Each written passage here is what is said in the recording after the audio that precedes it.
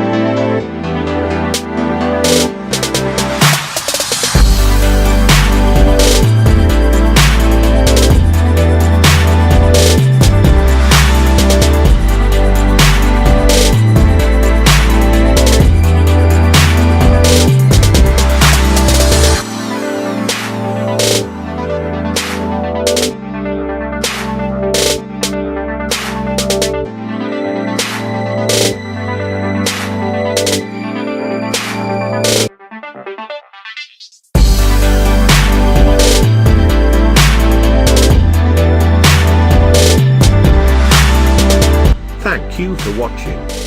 I hope you like this video. Don't forget to leave a like, subscribe this channel and press the bell button to receive notification of latest video. And ask me anything in the comments section. See you in another video. And thank you again.